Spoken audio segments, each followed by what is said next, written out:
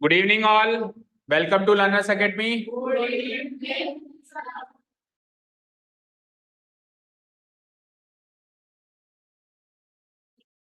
So let us continue our doubt session. Yes. सबसे पहले तो कल वाला क्वेश्चन डालिए. डाउट सेशन नंबर 5 है शायद.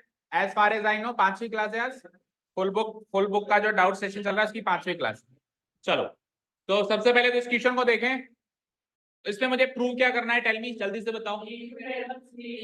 PQ parallel CD. मुझे बताओ दो लाइंस को पैरेलल प्रूव करने के लिए, दो लाइंस को पैरेलल प्रूव करने के लिए मिड पॉइंट थ्योरम चाहिए या converse of mid point theorem चाहिए? कन्वर्स चाहिए. ओरिजिनल मिड पॉइंट थ्योरम चाहिए. ओरिजिनल मिड पॉइंट थ्योरम के लिए क्या चाहिए? दो मिड पॉइंट्स चाहिए. क्या चाहिए? दो मिड पॉइंट. अब मैं एक ट्राइंगल हाईलाइट कर रहा हूं. Please have a look on this triangle. क्या इस ट्राइंगल में मुझे दो साइड्स के मिड पॉइंट्स अवेलेबल हैं क्या? अच्छा, एक बार जो बच्चे नए हैं उनके लिए बता दूं, ये एक ट्रेपेजियम है और इसके दो डायगोनल्स जो बने हुए हैं कौन कौन से? AC and BD. इन दोनों के ये P और Q मिड पॉइंट्स हैं. डायगोनल्स के मिड पॉइंट्स हैं ये. किस किस के मिड पॉइंट्स हैं ये? ठीक है, यानी कि P तो मिड पॉइंट है किसका? BD का. और Q जो मिड पॉइंट है वो किसका है? AC का. अब चलो ठीक है, ठीक है. अब ये जो ट्राइंगल देख रहे हो, इन ट्राइंगल BDR, इस BDR के अंदर मैं एक लाइन लिख रहा हूं. आप मुझे बताना ये लाइन में सही लिख रहा हूं क्या? In triangle BDR P is the mid point of BD. किसी को कोई डाउट है इस बात पे? P is the mid point of BD पे कोई डाउट है क्या कि P BD का मिड पॉइंट है? तो गिवन है ना. तो गिवन है ना कि P BD का मिड पॉइंट है. और Q किसका मिड पॉइंट था? AC का. चलो तो AC को तो एक बार भूल जाओ, लेकिन P BD का तो था एटलीस्ट. वो लाइन लिखी मैंने. अब मैं एक दूसरी लाइन लिखूंगा. क्या आप उस पर एग्री करेंगे क्या? Q is the mid point of BR. अभी आप इसलिए एग्री नहीं करोगे क्योंकि ऐसा गिवन नहीं है. ये Q जो है सर, ये Q जो है इस डायगोनल का मिड पॉइंट जरूर गिवन है, लेकिन आप जो इस ट्राइंगल की साइड कह रहे हो ये इसका मिड पॉइंट नहीं है. बिल्कुल नहीं है, नहीं है. लेकिन मुझे इसको मिड पॉइंट बनाना है ताकि PQ पैरेलल टू DR हो जाए. ठीक है, और PQ पैरेलल DR हो जाएगा तो PQ पैरेलल DC भी हो जाएगा. ठीक है ना. यानी कुछ भी करके इस पॉइंट की वैधता को साबित करना है. बस ये हो जाएगा. कब हो जाए? अब Q को BR का मिड पॉइंट साबित करना है. Q को Q जो है इस BR का मिड पॉइंट तब बनेगा जब BQ बराबर QR, BQ बराबर RQ बनेगा. आप चेक करो BQ कौन से ट्रायंगल में है और RQ कौन से ट्रायंगल में है. उन दोनों ट्रायंगल को कॉन्ग्रुएंट करते हैं. तो BQ कौन से ट्रायंगल में है? ट्रायंगल BQ, ओ साइड BQ. तो इस ट्रायंगल को देखो आप. इस ट्रायंगल में साइड BQ है, बोलो, है ना. और इस वाले ट्रायंगल में साइड RQ है ना. क्या मैं इन दोनों ट्रायंगल को कॉन्ग्रुएंट प्रूव कर सकता हूं क्या? चलो मैं इधर लिखता जाता हूं. इन ट्रायंगल नीचे वाला ट्रायंगल का नाम रख देता हूं मैं BQA या ABQ. ABQ. एंड ऊपर वाले ट्रायंगल का नाम मैं रख देता हूं, इसको मैंने ABQ लिखा तो इसको C, ये क्या है? D है क्या है? CR है. वो CRQ लिखना पड़ेगा. In triangle CRQ. इन दोनों ट्रायंगल्स को मुझे कॉन्ग्रुएंट साबित करना है. तो एक एक एंगल तो वर्टिकली अपोजिट साफ साफ दिख रहा है. ठीक है. और एक ये Q जो है इसका मिड पॉइंट है, तो ये वाली साइड इस वाली साइड के बराबर है. अब एक एंगल और चाहिए. एक एंगल और एक साइड मिल गई, एक एंगल और चाहिए. तो भैया ये ट्रेपेजियम है ना, उस इंफॉर्मेशन का क्या अचार डालोगे क्या? उसको कब इस्तेमाल करोगे? अगर ये ट्रेपेजियम है तो ये दोनों साइड्स पैरेलल हैं. तो ये पैरेलल है तो ये वाला एंगल इस वाले एंगल के इक्वल हो जाएगा अल्टरनेट एंगल से. सो दो एंगल एक साइड से ट्रायंगल कॉन्ग्रुएंट हो गए. चलो बताओ कौन से दो एंगल और कौन से? पहले तो साइड ले लो. यहां से साइड ले लो. CQ नहीं, ABQ में कौन सी है? ABQ में कौन सी है? AQ equal to CQ. Given है ये तो भाई. Q is the mid point of AC. Because Q is the mid point of AC. इसके सामने क्या रीजन आएगा? Because it is given that Q is the mid point of AC. Q is the mid point of AC. ठीक है, लिख दोगे आप वो लाइन. ठीक है, AQ बराबर CQ हो गया. दूसरा एक एंगल ये वाला इसके इक्वल करो, वर्टिकली अपोजिट.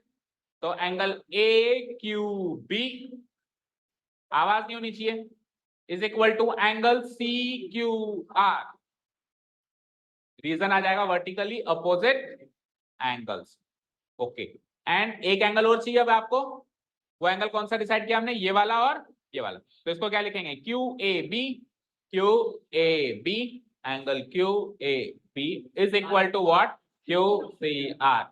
इसका रीजन क्या डालेंगे, ऑल्टरनेट एंगल्स, ऑल्टरनेट एंगल्स हैं ये दोनों, ऑल्टरनेट एंगल्स, और ऑल्टरनेट एंगल्स क्यों है, because DC is parallel to A B. Okay done. तो दो एंगल्स और एक साइड, तो ये साइड इनके बीच की साइड है क्या, नहीं है, बगल की है, बीच की है क्या, हाँ बीच की है बिल्कुल, क्योंकि देखो इस वाले ट्रायंगल में मैंने कौन कौन सा एंगल लिया, ये वाला और ये वाला, तो इन दोनों के बीच की साइड AQ बनती है, AQ ली है मैंने, और उस वाले ट्रायंगल में ये वाला और ये वाला, तो इनके बीच की साइड, तो साइड बीच की है, तो कौन सा कॉन्ग्रुएंस रूल हो जाएगा, ASA। So bye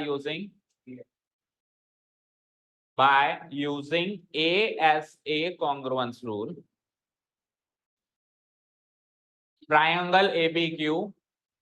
triangle ABQ is congruent to triangle CRQ। ये congruent होगा है, तो यहां से CPCT से मैं क्या कह दूंगा बताओ, यहां से CPCT से क्या कह दूंगा, PQ बराबर RQ, PQ बराबर RQ, PQ is equals to RQ, PQ is equals to RQ, and by what CPCT। और एक बार अगर BQ बराबर RQ है तो मैं क्या लिख सकता हूं, Q is the midpoint of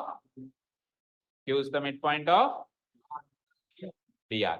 अब एक बार अगर मैं इसको लिख चुका हूं Q is the midpoint of BR, actually पहले आपको ये काम करना है ताकि इस पॉइंट को हम वहां पर इस्तेमाल कर सकें, तो इसी पॉइंट पे तो शक था आपको भी Q is the midpoint of BR है या नहीं है, अब तो क्लियर हो गया ना, है तो उधर लिख सकते हैं। अब एक ट्राइंगल में दो साइड्स के दो मिड पॉइंट्स मिल जाएं तो मिड पॉइंट थ्योरम लग जाएगी, so by using what, midpoint theorem, so by using midpoint theorem we get देखो बिना without looking at the figure भी बता सकता हूं मैं, PQ पैरेलल, एक मिनट रुको, PQ इज पैरेलल टू, हाँ दो साइड्स कौन कौन सी यूज कर ली हमने, एक तो BR यूज कर ली और एक BD, तो BR और BD के अलावा कौन सी साइड बचती है अब, DR, तो PQ is parallel to DR। और अगर PQ is parallel to DR है, अगर PQ is parallel to DR है तो PQ is parallel to CD भी हो जाएगा, क्योंकि DR जो है वो DC का यानी CD का ही पार्ट है, ठीक है, तो PQ पैरेलल DR भी यहीं से प्रूव हो जाएगा, इंप्लाइज PQ पैरेलल CD भी यहीं से प्रूव हो जाएगा। एक पार्ट तो क्वेश्चन का प्रूव हुआ, लेकिन इसमें दो पार्ट से शायद है ना, हेंस प्रूव्ड हो गया, ये तो हो गया हेंस प्रूव्ड। ओके, अब जो दूसरा पार्ट है उसमें मिड पॉइंट थ्योरम का दूसरा रिजल्ट बताओ जरा। मिड पॉइंट थ्योरम के दो रिजल्ट होते हैं कि अगर एक ट्राइंगल में दो साइड्स के मिड पॉइंट्स को कनेक्ट कर दें तो कनेक्टिंग लाइन जो होगी तीसरी साइड के पैरेलल भी होगी, उसकी लेंथ की हाफ भी होगी, तो ये जो कनेक्टिंग लाइन सेगमेंट है PQ, ये इसकी हाफ होगी, किसकी, DC की नहीं, DR की, इसकी हाफ होगी भैया, इसकी हाफ होगी, ट्राइंगल की उस साइड की हाफ होगी। Okay, so PQ is equal to half of DR। Okay fine, यहां तो कोई डाउट नहीं है, ठीक है। और मुझे एक चीज बताओ, इस ट्राइंगल से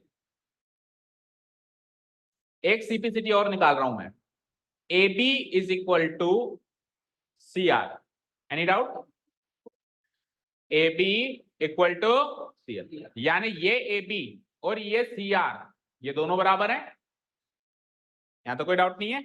चलो इसको भी बेस CPCT रख सकता हूं मैं, रख सकता हूं। ओके, अब वहां पे कहां पे अटका था मैं, PQ equal to half DR पे अटका था। मुझे एक चीज बताओ, DR को आप क्या लिखोगे, ये DR है, ये DR है, इसको क्या लिखोगे, CD माइनस CR लिखोगे, इस टोटल CD में से ये CR घटा दे तो DR बचता है, तो इस DR को क्या लिख सकता हूं मैं, टोटल CD माइनस CR, और CR को क्या लिख सकता हूं मैं, AB, तो टोटल हाफ क्या हो जाएगा, CD माइनस CR का क्या आ जाएगा, ये प्रूव करना था सेकंड पार्ट, तो इधर स्पेस नहीं इसलिए ऊपर लिख देता हूं, उसके आगे की कहानी ये P Q equal to half लिखा है ना, मैं वापस से लिख देता हूँ। ये लो P Q equal to half D R लिख दिया आपने। मैं क्या करूंगा, P Q equal to half D R में इस हाफ को तो एज इट इज रहने दूंगा, डी आर को मैं चेंज करूंगा। डी आर को क्या लिखूंगा, total C D minus minus what, C R. और सी आर को मैं लिख सकता हूं यहां से, इसको इक्वेशन मार्क कर देंगे फ्रॉम इक्वेशन 1 2 जो भी मार्क कर दूं। सी आर को क्या लिख सकता हूं, ए बी। तो it is like 1/2 of C D minus A B. ये किसकी वैल्यू हो गई, पी क्यू की। क्या यही वो चीज है जो दूसरी चीज मुझे प्रूव करनी थी, P Q equal to half of C D minus A B. Done. चले अब आज के क्वेश्चंस पे। ओके मार्क करो, वेरी इंपॉर्टेंट। वेरी इंपॉर्टेंट तो क्या, वेरी नाइस। क्योंकि इंपॉर्टेंट तो आपके कोर्स में नहीं है इसलिए नहीं कह सकता, इंपॉर्टेंट हाँ आपकी पर्सनल ग्रोथ के लिए वेरी इंपॉर्टेंट। ओके चलो चले नेक्स्ट। क्या, अच्छा इसका मॉरल ऑफ द स्टोरी याद रखो। इसका मॉरल ऑफ द स्टोरी क्या याद रख के चलेंगे, ये लो मैं क्वेश्चन हटा दिया। मॉरल ऑफ द स्टोरी बिल्कुल ब्लैंक होके याद किया करो। ब्लैंक मतलब इसको डिलीट कर दूं एक बार, मतलब कोई फिगर माइंड उस टाइम ऐसा नहीं होना चाहिए कि एक पर्टिकुलर फिगर दो सर तभी मैं मॉरल ऑफ द स्टोरी क्या होता है, विदाउट एनी फिगर होता है, जनरल सी चीज होती है। तो जनरल सी चीज क्या है, ट्रेपेजियम है मेरे पास, उस ट्रेपेजियम के दो डायगोनल्स हैं, दोनों डायगोनल्स के मिड पॉइंट्स, मिड पॉइंट को मिला देंगे लाइन बन जाएगी। वो लाइन इसके और इसके दोनों के पैरेलल। ओके अब ये वाला जो दूसरा था ये जो थोड़ा कस्टमाइज था, ये तो एक पर्टिकुलर क्वेश्चन मार्क, ये कितना याद करो काफी, PQ पैरेलल CD, यानी कि डायगोनल्स के मिड पॉइंट्स को मिलाने वाली लाइन उस ट्रेपेजियम के पैरेलल साइड के ही पैरेलल, जो दो पैरेलल साइड्स हैं उनके ये तीसरी साइड शामिल हो जाएगी। मैं भी तुम्हारे साथ कर रही हूं। ओके क्लियर, ये this is the moral of the story. चलें नेक्स्ट क्वेश्चन पे, शैल वी प्रोसीड। तो आज के क्वेश्चंस निकालें, इसके अलावा तो कर लिए थे हमने सारे कल वाले, तो एक बार आप मुझे बता देना कौन कौन से हो गए थे। ये हो गया था यहाँ से आज का। ओके ये कल किसके लिए था, सही है।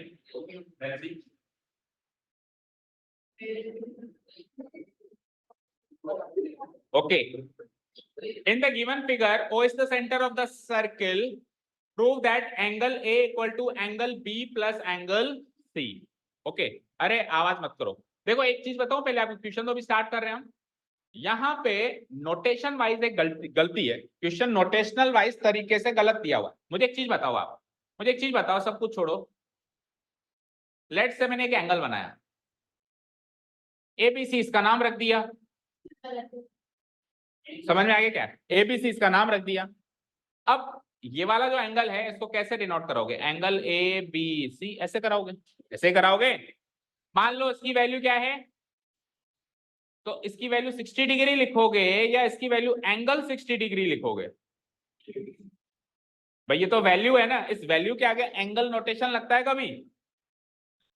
एंगल नोटेशन कब लगता है, जब उसका एंगल का नाम लिखा जाए, उसको पुकार रहे हैं हम, भाई तू ABC है, उसको डिनोट करा रहे हैं, तब अपन एंगल साइन लगाएंगे। जब उसकी वैल्यू लिखेंगे is equal to this much, is equal to this much, तो we will not put the angle sign.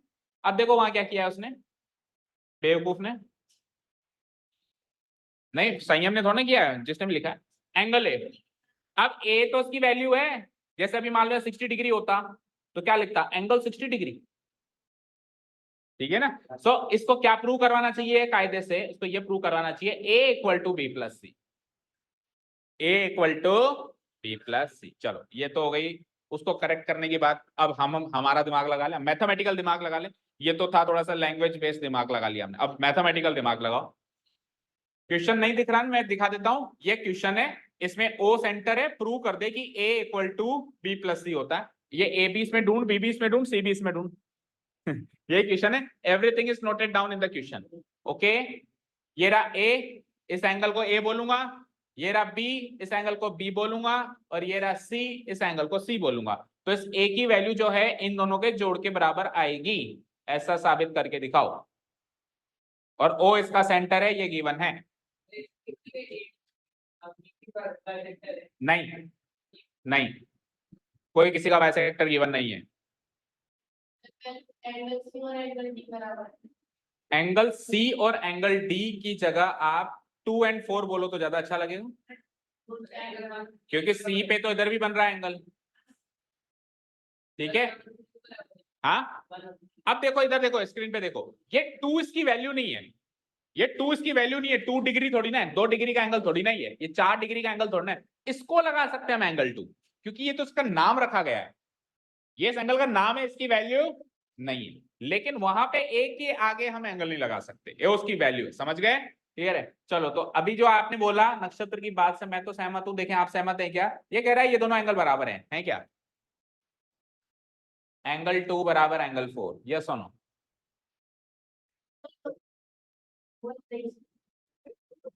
हाँ प्रियांशु बताओ, आगे देख, तो आगे देख नेता। इक्वल है, क्यों इक्वल है? बोलो जतिन, क्यों इक्वल है दोनों?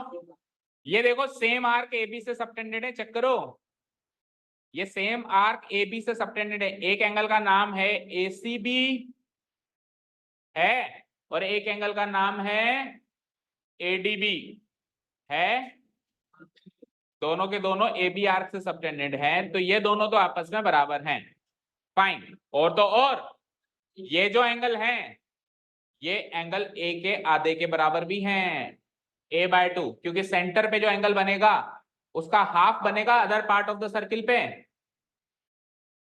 दिख रहा है? नहीं दिख रहा? A/2, ओके फाइन, अभी ठीक है भाई, ये दोनों आपस में तो बराबर हैं, लेकिन सर ये आपस में बराबर हैं, लेकिन ये किसके बराबर हैं? ये इस सेंटर वाले एंगल के हाफ के बराबर है, जो सेंटर पे एंगल बनता है उसका हाफ अदर पार्ट पे बनेगा, इधर भी हाफ बनेगा, इधर भी हाफ, तो ये इन्फॉर्मेशन तो समझ में आ गई। ओके, हाँ नेक्स्ट आगे बताओ। वर्टिकली अपोजिट एंगल, तो ये वाला एंगल इसके बराबर, हाँ ये दोनों इक्वल होंगे ना, TFB, ये वाला एंगल इसके बराबर, हाँ है, लेकिन उससे कोई फायदा नहीं। आप इसको लो, जो मैं कह रहा हूं वो लो, इस एंगल का नाम बताओ जरा, CFD, angle will be equal to angle B या स्मॉल b, ओके, यहां तो कोई डाउट नहीं है। अब सुनो, और मुझे ये बताओ, अब आप क्वाड्रिलेटरल पकड़ लो जो मैं कह रहा हूं आपको, ECFD, क्या ये क्वाड्रिलेटरल है? तो इसका एंगल सम 360 डिग्री होगा, तो इनके 4 एंगल का सम 360 डिग्री रख दूं, चारों एंगल के एक एक करके नाम बताएंगे आप मुझे। पहले तो ऊपर वाला एंगल है CED, जिसकी वैल्यू है C प्लस, इसकी कोई वैल्यू गिवन नहीं है तो उसको 3 लेटर में लिखो, ECF, एंगल ECF प्लस, इसकी वैल्यू नहीं है गिवन, लिखो CFD, angle CFD, angle CFD, और इधर आ जाओ, इसकी भी कोई वैल्यू गिवन नहीं, इसका नाम क्या रखोगे? EDF, angle EDF is equal to what? 360 degree, angle sum property of a quadrilateral. अब देखो इसमें से किस किस की वैल्यू मुझे पता है, जैसे एक काम करें, इसकी भी एक बार के लिए तो नाम ही रख दें, फिर सबके एक साथ लेंगे। इसका नाम क्या था? CED, angle CED। अब CED की वैल्यू क्या है? Small letter C। ECF की वैल्यू नहीं पता आपको, तो ECF की वैल्यू 180 माइनस एंगल 2 हो जाएगी, 180 माइनस एंगल 2 हो जाएगी, लिख दो भाई, ये लीनियर पेयर बन रहा है ना, तो 2 माइनस करूंगा ना इसमें से, 180 degree minus angle 2, okay fine. CFD, ये दोनों तो बराबर है ना, लिखा भी है मैंने, स्मॉल लेटर B लिखा है ना, तो इसको B लिख दो, ओके। और EDF सेम टू सेम, जैसे 180 में से इसको माइनस किया, वैसे 180 में से इसको भी माइनस कर सकते हैं, इसको 4 वाले एंगल को, ये भी तो लीनियर पेयर बना रहा है, तो 180 में से 4 को माइनस कर दूं, 180 degree minus angle 4 is equal to what? अब इसमें से आप काटो पीटो जो कट रहा हो, जैसे 180 प्लस 180 360 होता है, और उधर भी 360 है, तो ये 360 से 360 कैंसिल आउट हो गए, ओके। अब क्या बचा मेरे पास? C प्लस B, और फिर एक मिनट रुको, माइनस एंगल 2 माइनस एंगल 4, ठीक है। देखो C प्लस B को सीधा करके B प्लस C लिख दूं, चलेगा? अब माइनस एंगल 2 है और माइनस एंगल 4 है, इनका माइनस साइन छीन लेता हूं मैं, कॉमन ले लेता हूं, तो क्या बचेगा? एंगल 2 प्लस एंगल 4, ब्रैकेट में लगा दिया। RHS तो कंगाल हो चुका है, 0 बचा इसके पास, 360 डिग्री था अकेला, वो मैंने काट दिया तो 0 बचा, ठीक है। एंगल 2 प्लस 4 की वैल्यू क्या है? A/2, क्या है? A/2, तो मैं इसकी जगह क्या लिख सकता हूं? B plus C minus A/2 is equal to गलत किया? Okay okay okay okay okay okay yes, angle 2 is equal to angle 4 है, एंगल 2 प्लस थोड़ा ना लगा हुआ है यहाँ पे। देखो एंगल 2 और एंगल 4 बराबर हैं और मुझे एंगल 2 की वैल्यू भी लिखनी है, मुझे एंगल 4 की वैल्यू भी लिखनी है, तो एंगल 2 की वैल्यू भी a/2 है, एंगल 4 की वैल्यू भी a/2 है, दोनों की वैल्यू a/2 अलग अलग है, तो मैं 2 बार लिखूंगा a/2 प्लस a/2, तो मिलके a हो जाएगा, वो आधा आधा मिलके एक बन जाएगा। So it is like b plus c minus a equal to 0, जरा a को उधर भेजो, hence true, a is equals to b plus c। ठीक है, डन, समझ आया? तो it was an easy one, कुछ भी नहीं करना आपको, सबसे पहले तो 2 बराबर 4 करना है और 2 और 4 दोनों एक ही हाफ है वो सोचना है, उसके बाद फिर ये b को अंदर एंट्री दे दो, इस क्वाड्रिलेटरल के अंदर एंट्री मिलेगी, इसको इक्वल है दोनों, अब इस क्वाड्रिलेटरल एंगल्स की प्रॉपर्टी लगा दो, इक्वेट कर दो, काट दो, जो आपको चाहिए हो जाए। ठीक है, चलो नेक्स्ट क्वेश्चन पे देखो, there can be more ways also, उसको सॉल्व करने के कुछ और तरीके भी हो सकते हैं, ये सबसे पहले क्लिक किया हमने कर दी, आप चाहो तो घर पे बैठ के और थोड़ा दिमाग लगा के कुछ और तरीकों के साथ आ सकते हैं मेरे पास कि सर ऐसे भी हो सकता है कि नहीं हो सकता, okay, and if you want we can discuss it in the class also, but वो समय रहते करना, ठीक है ना, जैसा भी हमारा 2-3 दिन का जो डाउट सेशन है इसी के बीच में आप लेके आएंगे तो डिस्कस करेंगे, ऐसा थोड़ा होगा कि मेरे को तो 7 दिन के बाद सूझी, अब आप क्लास बुलाओ सबको, मैं बताऊंगा एक तरीका, तो वो चीज अरेंज नहीं हो सकती है ना, क्या? हाँ अकेले आके तो कभी पूछ सकते हैं, ओके, नेक्स्ट क्वेश्चन, ये टेढ़ा क्यों है, ये कहाँ गया, दिस वन, ये लो पढ़ ले आप इसको, the bisector of angle B of an isosceles triangle, एक आइसोसेलेस ट्राइंगल है हमारे पास एबीसी नाम का, जिसके अंदर AB बराबर AC, ढूंढो कहाँ है, पहले तो उसी को ढूंढ लेते, ABC, where is ABC, A B C, okay fine,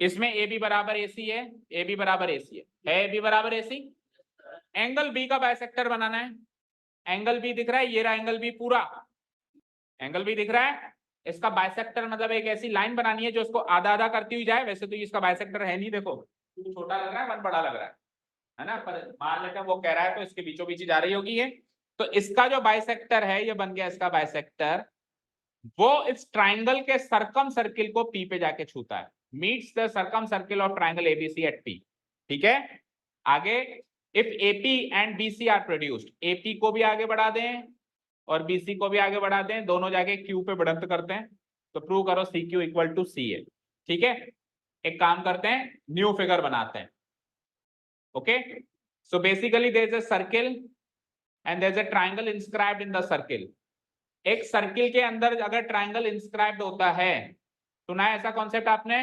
नहीं सुना,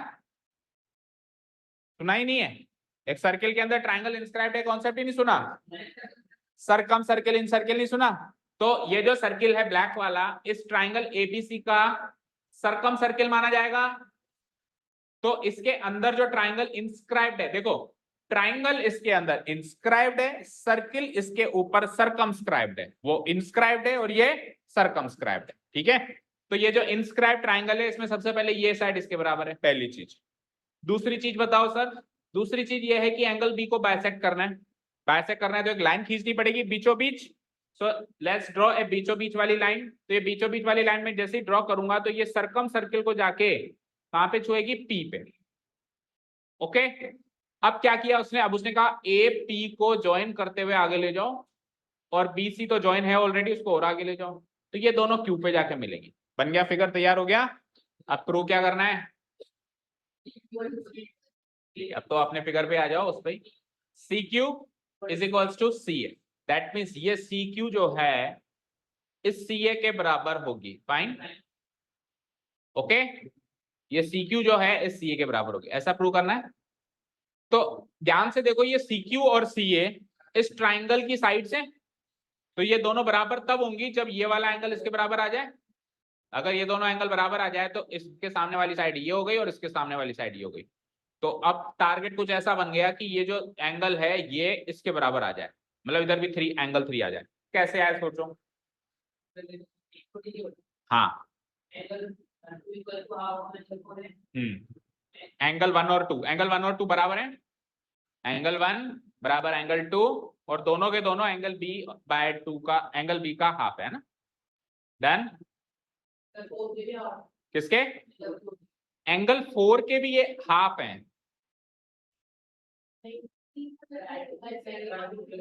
ओके ओके ओके यस, या आइसोसेलेस ट्रायंगल भी तो है, ए बी और ए सी इक्वल है ना, तो ए बी के सामने वाला एंगल है एंगल 4 और ए सी के सामने वाला एंगल है ये पूरा एंगल बी, तो एंगल बी बराबर एंगल 4, तो एंगल बी के हाफ है, तो भैया तुम एंगल 4 के भी हाफ होंगे। अब 4 का हाफ 2 से 2 मत काट देना वो 4 डिग्री नहीं है, वो 4 उसका नाम है, ठीक है ना। ठीक है, तो ऐसे न्यूमेरिकल्स रखना थोड़ा हानिकारक हो सकता है कई बार, तो एबीसी रखो तो ज्यादा बढ़िया। अब इन्होंने रखा हुआ है तो हमने भी रख दिया, ठीक है। एंगल 4 का भी हाफ है ये, और ये एंगल बी का भी हाफ है, यानी कि ये पूरी एक ही इक्वेशन बन रही है यहां से लेके यहां तक। फाइन, आगे बताएं। हाँ सोचो, मुझे एक चीज बताओ, मुझे एक चीज बताओ, एंगल 3 और एंगल 2 बराबर है। आर्क पीसी को देखो जरा, आर्क पीसी कैसा गेम खेल रही है। आर्क पीसी दो एंगल बना रही है, एक बना रही है पीएसी और एक बना रही है पीबीसी। पीएसी और पीबीसी, तो ये दोनों एंगल जो बने वो बराबर होंगे, सेम एक्सिस सबटेंडेड है, तो एंगल 2 इक्वल टू एंगल 3, ये भी एक हमको सबूत हाथ लगा। आगे बताओ। हाँ angle 4 equals to twice of, देखो angle 4 equals to twice of angle 2 है, तो angle 4 is equals to twice of angle 3 भी हो जाएगा। ओके नेक्स्ट व्हाट, अब angle 4 is equals to twice of angle 3 हो जाएगा, तो अंदर वाला एंगल क्या हो जाएगा 180 माइनस एंगल 4, और फिर तीनों का एंगल सम रख दो 180, उससे ये वाला और ये वाला एंगल इक्वल साबित हो जाएंगे। कैसे, नहीं समझ आया कुछ? मुझे एक चीज बताओ, यहां से एंगल 4 जो है वो ट्वाइस ऑफ एंगल 2 होगा, होगा एंगल 4 बराबर ट्वाइस ऑफ, और एंगल 2 एंगल 3 के बराबर है, तो एंगल 4 ट्वाइस ऑफ एंगल 3 हो जाएगा। एक बार ऐसा देखिए भाई, वहां से तो मुझे ये पता चला, यहां से तो मुझे ये पता चला कि ये जो एंगल 4 है ये ट्वाइस ऑफ एंगल 2 है, और एंगल 2 तो एंगल 3 के बराबर है, ऊपर लिखा हुआ है हमने, तो यहां से ये पता चला कि एंगल 4 बराबर ट्वाइस ऑफ एंगल 3 है, 2 इंटू एंगल 3 है। ठीक है, इसको पकड़ के रखो, ठीक है। अब मुझे बताओ ये अंदर वाला जो एंगल है इसकी वैल्यू क्या क्या कहोगे आप, इसके इसकी अंदर वाले एंगल की वैल्यू क्या हो जाएगी 180 माइनस एंगल 4, अंदर वाले एंगल की वैल्यू क्या हो जाएगी 180 माइनस एंगल 4, तो अंदर वाले एंगल का नाम बताओ A C Q, angle A C Q is equal to 180 minus angle 4, और अब इस ट्राइंगल में लगा दो आप एंगल सम प्रॉपर्टी, और आपका काम हो जाएगा खत्म। इस ट्राइंगल के 3 एंगल्स का नाम बता दो जल्दी से। पहले तो 3 लेटर्स बताओ, जैसे कि AC Q angle A C Q plus C A Q plus angle C A Q plus angle A Q C plus angle A Q C is equal to what 180 degree. Fine, अब angle A C Q की value अभी अभी लिखी है मैंने यहाँ पे, check करो 180 माइनस 4 लिख दो, 180 degree minus angle 4, angle C A Q की वैल्यू तो एंगल 3 है ना, सी ए क्यू की वैल्यू क्या है एंगल 3, और वो तो मुझे वैसे भी निकालना है, ए क्यू सी तो निकालना था आपको, तो ए क्यू सी तो निकाल रहे हैं हम, ठीक है, is equal to what 180 degree. तो देखो 180 डिग्री से 180 डिग्री तो कैंसिल आउट हो गया, क्या बचा एंगल ए क्यू सी की वैल्यू बताओ मुझे, तो क्या बची angle A Q C is equals to minus of angle 4 उधर जाएगा तो प्लस ऑफ एंगल 4 हो जाएगा, और प्लस ऑफ एंगल 3 उधर जाएगा तो माइनस ऑफ एंगल 3 हो जाएगा। अच्छा जी, हाँ, अब एंगल 4 को ट्वाइस ऑफ एंगल 3 लिखा है हमने एक जगह, चेक करो, ये देखो ना, एंगल 4 को हमने क्या लिखा है twice of angle 3, twice of angle 3 minus single angle 3, तो 2 बार एंगल 3 में से एक एंगल 3 जाएगा तो एक एंगल 3 बचेगा, तो एंगल AQC भी एंगल 3 हो गया। तो एंगल AQC और एंगल CAQ बराबर हो गए ना। एंगल AQC की वैल्यू क्या आ गई?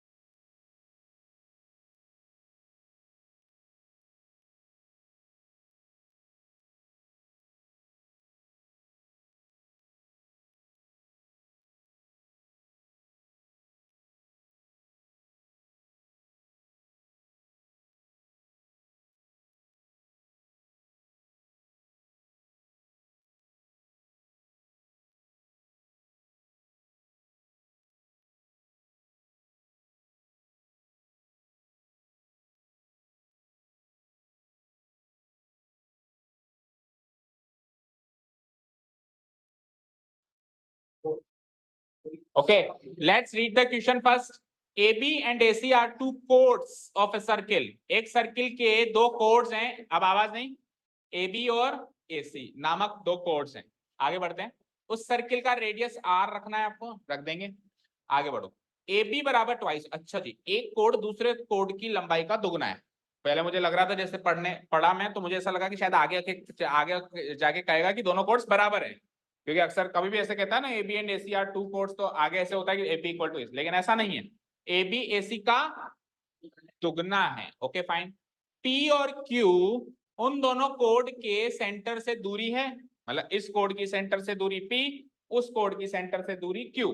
दूरी का मतलब परपेंडिकुलर दूरी होती है, बताया हुआ है। डिस्टेंस फ्रॉम द सेंटर को हम क्या कहते हैं? Perpendicular distance from the center. तो प्रूव करो this is equals to this plus this, ये सब आपको प्रूव करना है। Okay, so let's draw the figure. Figure की जरूरत ही क्या, हम भी बना सकते हैं, इतना कोई मुश्किल फिगर इसका है नहीं कि हम ना बना पाए। चलो जी, तो एक सर्कल बनाओ, दो कोड्स ऐसे बनाओ ताकि एक दूसरे का दुगना हो जाए। इतना सा काम नहीं होगा, हो जाएगा ना? तो ये लो साहब, ये सपोज करो मैंने एक बड़ा बना दिया, ये बड़ा कोड है। तो अब ये मान लो AB, तो अब दूसरा कोड आपको A से ही बनाना है क्योंकि AC नाम है। AC नाम है तो एक पॉइंट तो A ही होगा ना, लेकिन इसकी लंबाई का आधा बनाओ क्योंकि इससे बड़ा तो बनेगा नहीं। अब ये पहले बड़ा बना दिया तो इधर की साइड बना दो और इसकी लंबाई का अंदाजे से आधा बना, ठीक है?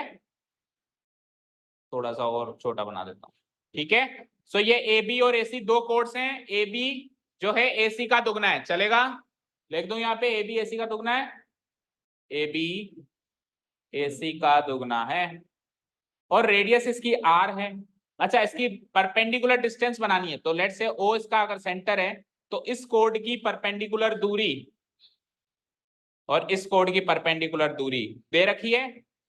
परपेंडिकुलर दूरी कितनी दे रखी है? एक कोड की परपेंडिकुलर दूरी है P और दूसरे की है Q। P तो है AB की, देखो साफ साफ दिया हुआ है, क्योंकि दोनों कोड बराबर नहीं है। अगर दोनों कोड बराबर होते तो P किसी की भी ले लो, Q किसी की भी ले लो, चलेगा। लेकिन कोड छोटे बड़े हैं, छोटे बड़े हैं तो आपको सिखाया है जो जितना बड़ा कोड है वो सेंटर से उतना नजदीक होगा, जो जितना छोटा कोड है वो सेंटर से उतना दूर होगा। तो आपको मेंशन करना पड़ेगा P किसकी दूरी और Q किसकी। तो P तो है साहब AB की और Q है AC की। तो AB कोड की सेंटर से दूरी है P, दिस इज P, और AC कोड की सेंटर से दूरी है Q। ओके, और इसका रेडियस है R। इसमें रेडियस कहां बनाऊंगा? अगर मैं O से लेके A जोड़ दूं तो वो R हो जाएगा। दो राइट एंगल ट्रायंगल दिख रहे हैं सबको? अच्छा, अगर मैं सेंटर से परपेंडिकुलर ड्रॉ करूं तो वो कोड को बाइसेक्ट करता है। तो ये वाली जो लेंथ है ये टोटल एरिया की हाफ होगी, और ये वाली जो लेंथ है इसकी हाफ होगी। तो इसको मार्क कर देता हूं मैं, लेट से इस परपेंडिकुलर को मार्क कर देता हूं OM और इस परपेंडिकुलर को मार्क कर देता हूं ON। तो जो ए से लेके एम तक की लंबाई होगी वो टोटल ए बी की क्या होगी, हाफ होगी। सिमिलरली जो ए से लेके एन तक की लंबाई है वो टोटल ए सी की क्या होगी, हाफ होगी। यहाँ तो कोई डाउट नहीं है, नो डाउट, ओके फाइन। चलो अब मुझे एक चीज बताओ, दो ट्राइंगल है मेरे पास, एक एक ट्राइंगल पकड़ो। सबसे पहले triangle O M A, triangle O M A, in triangle O M A कौन सा एंगल 90 डिग्री है, angle O M A 90 degree है ना। चलो लगे हाथ, साथ के साथ उधर का भी काम करते जाते हैं। दूसरा ट्राइंगल भी बताओ, O N A, in triangle O N A, इसमें angle O N A 90 degree है ना। तो दोनों में पाइथागोरस लगा दूं। तो पाइथागोरस आप क्या कहते थे कि इसका स्क्वायर प्लस इसका स्क्वायर बराबर हाइपोटेन्यूज का स्क्वायर। चलो इस ट्राइंगल में बोलना जरा क्या होगा, O M square plus A M square, A M square is equal to O A square. चलो उधर भी बताओ कुछ ऐसा ही, तो उधर हो जाएगा O N square plus A N square O A square. अब कुछ कुछ वैल्यूज है मेरे पास, वो पुटअप कर दूं। सबसे पहले तो ओ ए स्क्वायर की वैल्यू पुटअप कर देता हूं, आर, आर स्क्वायर हो जाएगा ये, और ये हो जाएगा आर। ये तो सबसे पहले पुटअप कर दिया मैंने। चलो नेक्स्ट देखो, अब ओ एम की वैल्यू भी तो है पी, ओ एम की वैल्यू क्या है पी, तो ये पी का स्क्वायर, और ओ एन की वैल्यू क्या है क्यू, तो ये क्यू का स्क्वायर।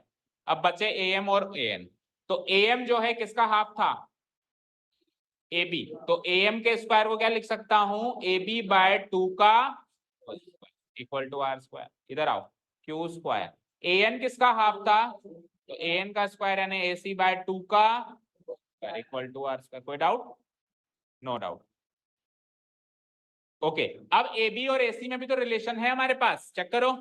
ए बी और ए सी में रिलेशन क्या है, ए बी को या तो मैं ट्वाइस ए सी लिख दूं या ए सी को ए बी बाय 2 लिख दूं। तो आपके पास दो ऑप्शन है, या तो आप ए बी को ए सी लिखो और ए सी को ए सी रहने दो, और या फिर आप ए सी को ए बी लिखो और ए बी को ए बी रहने दो। इन दोनों इक्वेशन में या तो दोनों में ए बी रखना है या दोनों में ए सी। अभी एक में ए बी एक में ए सी सेम करना है, तो ज्यादा सही होगा कि ए बी को twice A C, A B का है ये रहा, तो इस ए बी को ट्वाइस ए सी लिख दूं मैं, नेक्स्ट उसको तो एज इट इज रहने दो। इधर आओ, टी स्क्वायर, ए बी को क्या लिख सकता हूं ट्वाइस ए सी, तो ट्वाइस ए सी बाय 2 का इक्वल टू, तो ये 2 से 2 गया, गया नहीं दिख रहा सही है, इधर ऊपर देख, तो ये हो जाएगा पी स्क्वायर, भाई ए बी को लिख दिया मैंने twice A C divided by 2 भी था तो 2 से 2 कट गया, ए सी स्क्वायर हो गया ये, ए सी स्क्वायर इज इक्वल्स टू, तो यहां से जरा ए सी स्क्वायर की वैल्यू बता दो, बोलो, आर स्क्वायर माइनस, संभाल के रखो। अब ऐसे के ऐसे ही ए सी स्क्वायर की वैल्यू वहां से भी निकलेगी, बट दोनों ए सी स्क्वायर की वैल्यू को कर दो इक्वेट, तो इक्वेशन बन जाएगी पी क्यू आर में, वो हमको प्रूव करनी होगी। चलो यहां से ए सी स्क्वायर की वैल्यू निकालो, तो Q square plus A C square by 4 हो जाएगा, क्या ये 2 का स्क्वायर 4 होता है, is equals to R square. पूरी इक्वेशन को 4 से मल्टीप्लाई कर दूं, पूरी इक्वेशन को 4 से मल्टीप्लाई कर दूं, डिनोमिनेटर 4 को एलिमिनेट करने के लिए, मल्टीप्लाइंग बोथ साइड्स बाय 4, तो क्यू स्क्वायर को 4 से मल्टीप्लाई करना जरा क्या बनेगा 4 क्यू स्क्वायर, क्या बनेगा 4 क्यू स्क्वायर, और इस तरह 4 से मल्टीप्लाई करेंगे तो 4 से 4 कट जाएगा, क्या बचेगा ए सी स्क्वायर, और उधर 4 को आर स्क्वायर से मल्टीप्लाई करेंगे क्या बनेगा 4 आर स्क्वायर, तो यहां से ए सी स्क्वायर की वैल्यू क्या निकलेगी, बोलो 4 आर स्क्वायर माइनस, इसको संभाल के रखो इक्वेशन 2, तो इक्वेशन 1 में ए सी स्क्वायर की वैल्यू ये है, इक्वेशन 2 में ए सी स्क्वायर की वैल्यू ये है, क्यों ना दोनों ए सी स्क्वायर की वैल्यू की करवा दें हम भिड़ंत, करवा दें फ्रॉम इक्वेशन 1 एंड 2। बताओ, लेट्स से ये इक्वेशन 1 और let's say this is equation 2, from 1 and 2 C सी स्क्वायर दोनों के एलएचएस में आ गया, तो आरएचएस क्या होगा, इसका आरएचएस क्या है r square minus p square, उसका आरएचएस क्या है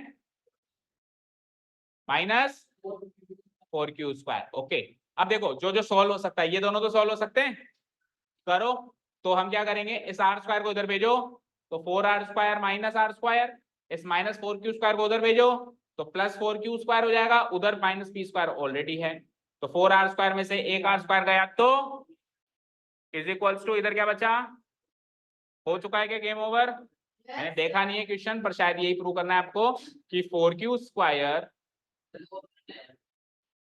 अच्छा p माइनस पी स्क्वायर को इधर भेज दो, ठीक है। तो 4q² माइनस पी स्क्वायर को इधर भेजो तो p स्क्वायर, और 4r स्क्वायर में से r स्क्वायर गया तो 3r स्क्वायर। ये प्रूव करना है आपको, एंड प्रूव हो गया,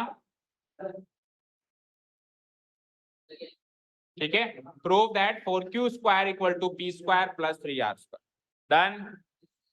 चलें, सो पाइथागोरस थ्योरम का गेम था बस, और कुछ भी नहीं था इसमें, और plus distance from the origin वाला गेम था, ठीक है। कर दूं क्लोज? नेक्स्ट।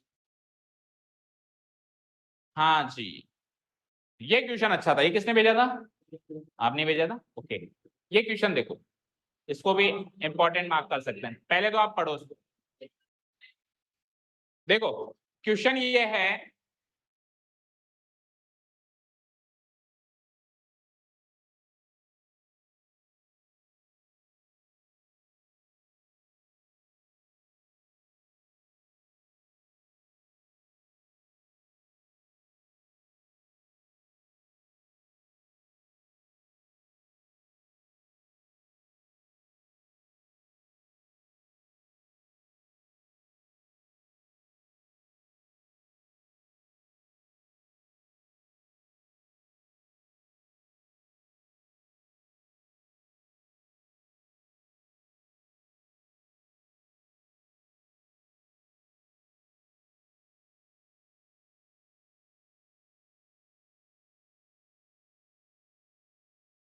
ये वाला था, अगला वाला था ना? हाँ। तो क्या कह रहे थे हम, एक साइक्लिक क्वाड्रिलेटरल है, रेड कलर का दिख रहा है, इसकी अपोजिट साइड्स को एक्सटेंड करो। अब अपोजिट साइड्स कौन सी है? या तो उसके अपोजिट साइड्स हैं BC और AB, या फिर उसके अपोजिट साइड्स हैं AD और BC। तो इन दोनों को एक्सटेंड किया तो क्यू में मिलेगा, और इन दोनों को एक्सटेंड किया, यानी अपोजिट साइड्स को एक्सटेंड करके सर्किल के बाहर करके एक एक एंगल बनाओ। इस पेयर ऑफ अपोजिट साइड से एक एंगल बनेगा, इस पेयर ऑफ अपोजिट साइड से एक एंगल बन गया। दो एंगल है मेरे पास, इन दोनों एंगल के बाइसेक्टर्स बनाओ। जैसे इन दोनों एंगल के बाइसेक्टर बनाओगे तो ये इसका बाइसेक्टर, ये इसका बाइसेक्टर, ये दोनों बाइसेक्टर एक दूसरे से आर पे टकरा रहे हैं, तो ये आर पे 90 डिग्री पे टकराएंगे। ऐसा ये आर पे कहां टकराएंगे? 90 डिग्री पे टकराएंगे। भाई इस पेयर ऑफ अपोजिट साइड को जब मैंने एक्सटेंड किया, जो अभी मैंने ब्लू मार्क किया हुआ है, तो ये दोनों बाहर जाके एंगल पी बनाए। फिर इस एंगल पी का बाइसेक्टर बनाया हमने, जो कुछ ऐसा बना, ये इसका बाइसेक्टर हो गया, ठीक है। इस पेयर ऑफ अपोजिट साइड को जब मैंने आगे एक्सटेंड किया डीसी और AB को, तो वो बाहर जाके एंगल क्यू बनाए। इस एंगल क्यू का भी हमने बाइसेक्टर बनाया, तो वो जाके आर पे भिड़ा। तो ये बाइसेक्टर और ये बाइसेक्टर एक दूसरे से परपेंडिकुलर, सब कुछ हटा दूं तो ये बाइसेक्टर और ये बाइसेक्टर एक दूसरे से परपेंडिकुलर है, ऐसा साबित कर, ठीक है। Bisectors of angle APB and IQB meet at point R, ऐसे तो गिवन है, क्वेश्चन ऊपर है। Prove that the angle bisectors of the angles formed by producing the opposite sides of cyclic quadrilateral provided they are not parallel, क्योंकि अगर आपने parallel lines को extend किया तो कभी भिड़ेंगी नहीं, तो वो पैरेलल नहीं होनी चाहिए, तभी इस क्वेश्चन की वैलिडिटी, नहीं तो क्वेश्चन इनवैलिड है। तो provided that they are, provided that का मतलब होता है गिवन दैट कि वो दो अपोजिट साइड से वो पैरेलल नहीं है, क्योंकि अपोजिट साइड पैरेलल है तो फिर वो पैरेललोग्राम है, यानी कि ये अंदर वाला क्वाड्रिलेटरल पैरेललोग्राम नहीं है, तो वो बाहर जाके कहीं ना कहीं अपोजिट साइड्स इंटरसेक्ट करेंगी तो जो एंगल्स बनेंगे उनके जो बाइसेक्टर्स बनाओगे, those bisector intersect at right angles, those bisectors intersect at right. This is the question. Question समझ में आ गया? Again I am asking, question समझ में आ गया क्या? तो हमें आगे की कहानी शुरू करें। ओके चलो, क्या ख्याल आ रहा है आपके? हाँ आ जाओ। दिमाग घूम रहा है? सेल्फ स्टडी में ज्यादा घुमा कि यहाँ ज्यादा घुमा? चलो लगा हाँ।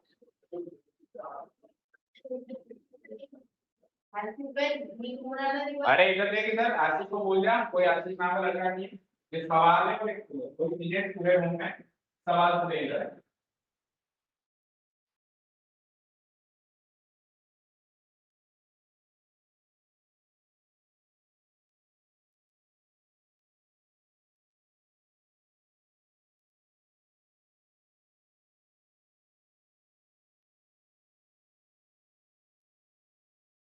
हम्म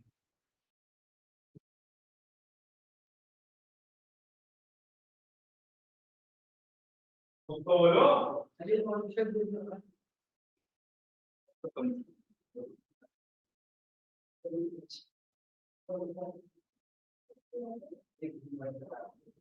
तो वो सॉल्यूशन में लिखते गिवन ही आता है, से लिखते वो सॉल्यूशन है। जब प्रूफ का क्वेश्चन आता है तो सॉल्यूशन का लिखता है, गिवन क्वांटिटी छोड़ क्या जाता है, उतना ही सॉल्यूशन उसके लिए जो कह रहा है वो है।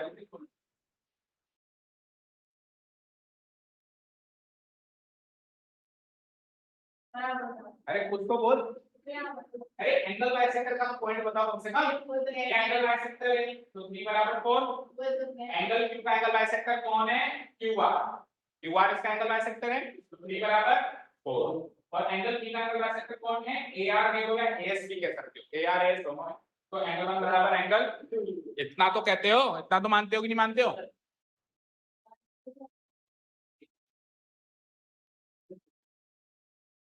एंगल 1 बराबर एंगल 2 लिख दूं मैं एक तो, और एंगल 3 बराबर एंगल 4 लिख दूं एक, ठीक है। ये दो बातें तो हैं सर गिवन, कुछ हो ना हो ये दो तो हैं।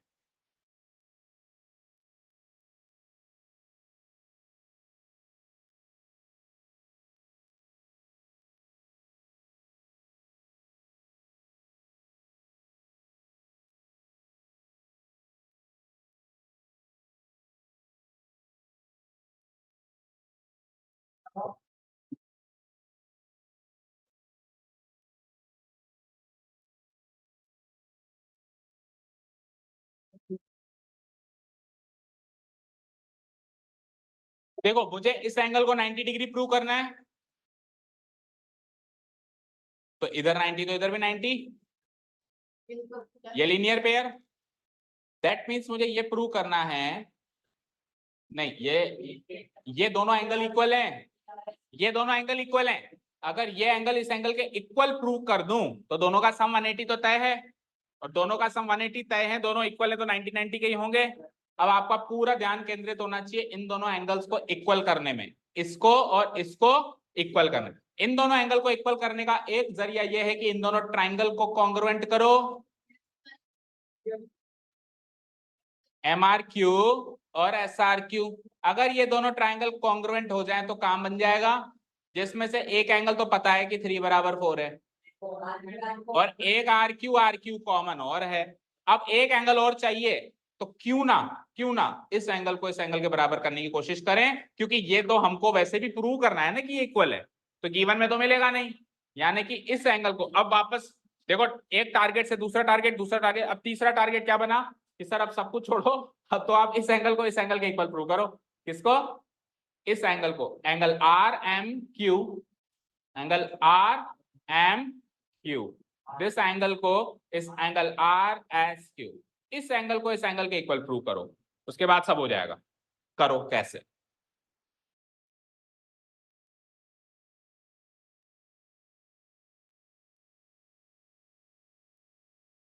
और याद रहिए एक साइक्लिक क्वाड्रिलेटरल है तो अपोजिट साइड्स 180 डिग्री बनाएंगी, तो opposite sides, opposite angle, sorry opposite sides नहीं, तो ये वाला एंगल, ये वाला एंगल और ये वाला एंगल, इस वाले एंगल और इस वाले एंगल का सम 180 होगा, टेल मी, इस वाले एंगल और इस वाले एंगल का सम 180 होगा, ठीक है। दूसरी चीज,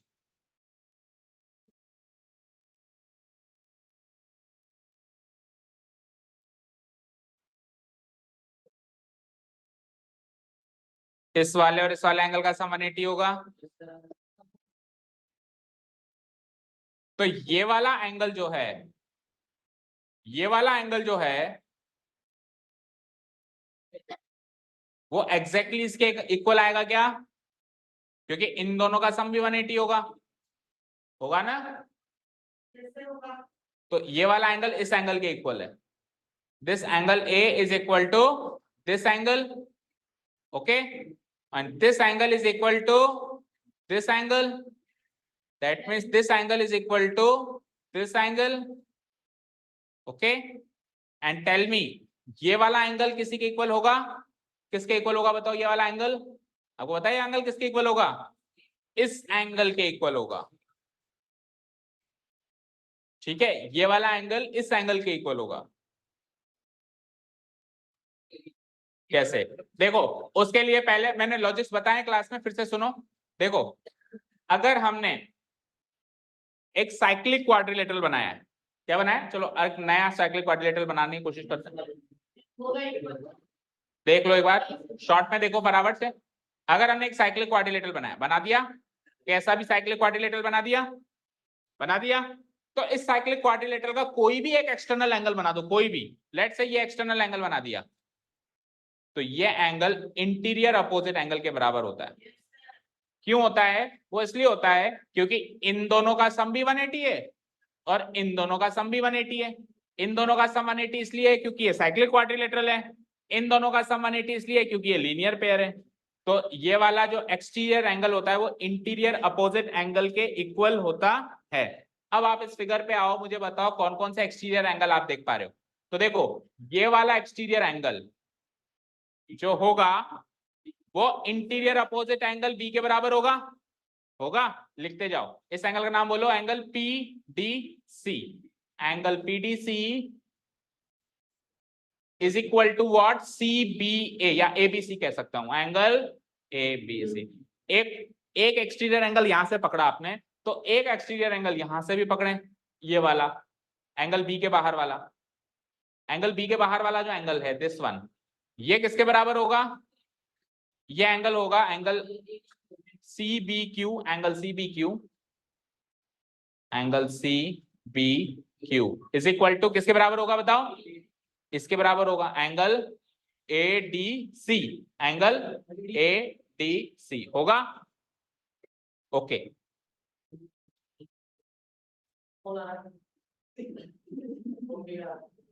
मम्मी का आ रहा है तो उठा ले। हाँ जी, एक चीज और, मुझे एक चीज बताओ, यहाँ पे तू कितनी बार बंद करेगा पंखे? तू कल से बैठेगा ही नहीं पीछे, आगे बैठेगा। हाँ, एंगल CBQ को देखो जरा। क्या मैं एंगल CBQ को, मेरा टास्क क्या था? किस एंगल को किसके इक्वल करना था? इस एंगल को इस एंगल के इक्वल करना था, ये टास्क था।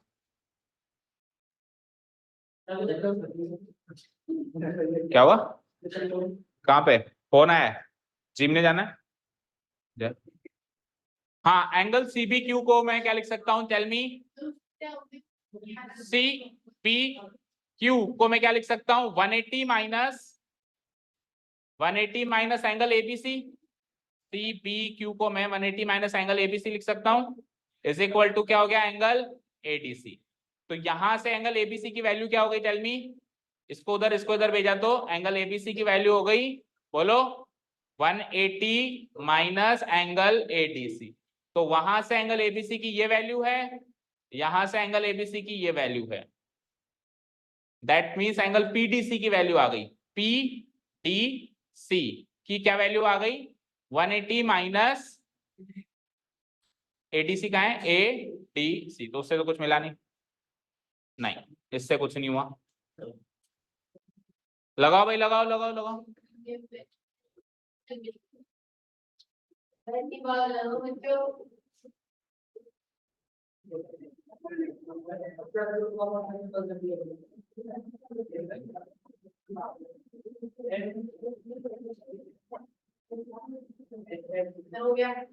बताओ।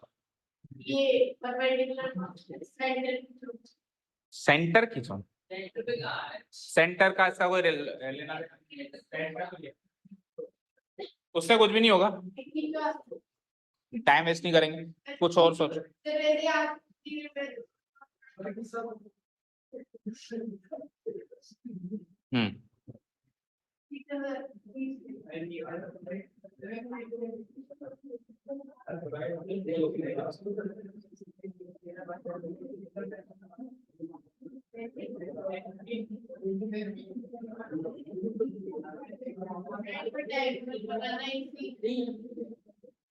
एक मिनट रुक जा।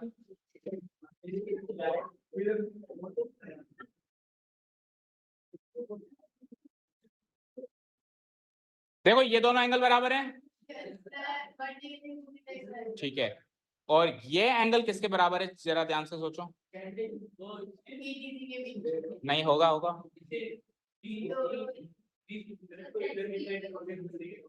देखो ये एंगल इसके बराबर है और ये एंगल जो होगा,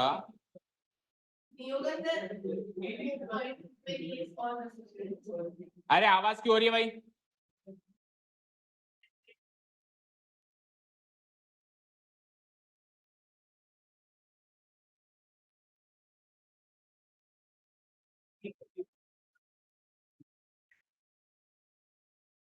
angle P S B, P S B ये किसके इक्वल होगा? किसके? डी सी पी, इसके? क्यों?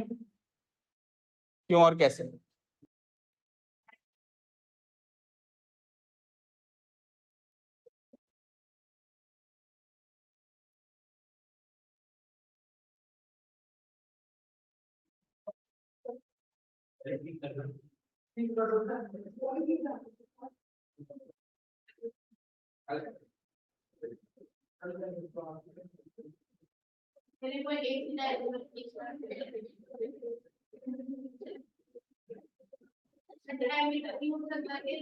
नहीं, कोई गारंटी नहीं है बेटा, ऐसे फालतू के assumptions नहीं लेने कि एसी अगर मैं खींचूंगा तो डायगोनल ही होगा।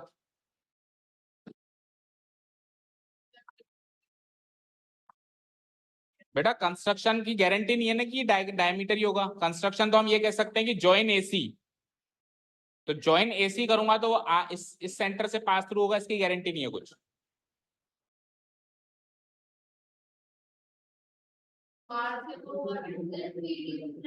ये वाला एंगल हमने प्रूव किया इसके बराबर फर्स्ट, सबसे पहले, ठीक है। ये वाला एंगल प्रूव किया इसके बराबर, और ये वाला एंगल प्रूव किया इसके बराबर।